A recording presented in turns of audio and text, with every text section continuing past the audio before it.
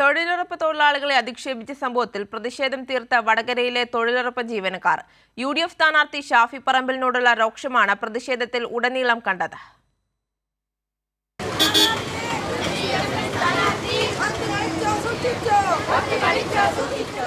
അന്നന്നത്തെ ജീവിതം കഴിച്ചുകൂട്ടാൻ അധ്വാനിച്ച് മുൻപോട്ടു പോകുന്ന സ്ത്രീകൾ ഒരധിക്ഷേപത്തിലും തളരാതെ പ്രതിഷേധത്തിന്റെ കൂട്ടായ്മയിൽ മറുപടി പറയുകയായിരുന്നു വടകരയിൽ.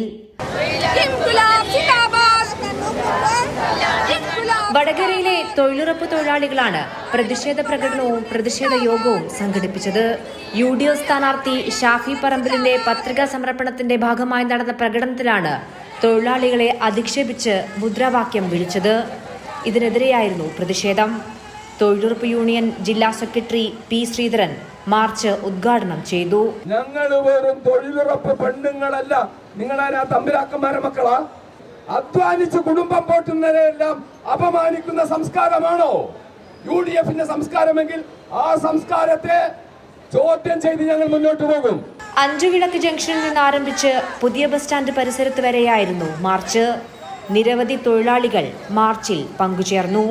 തൊഴിലുറപ്പ് തൊഴിലാളികളെ അധിക്ഷേപിച്ചതിനുള്ള മറുപടി വോട്ടിലൂടെ നൽകുമെന്ന് പറഞ്ഞായിരുന്നു പ്രതിഷേധ പ്രകടനം സമാപിച്ചത്. കൈരളി ന്യൂസ്, കോഴിക്കോട്.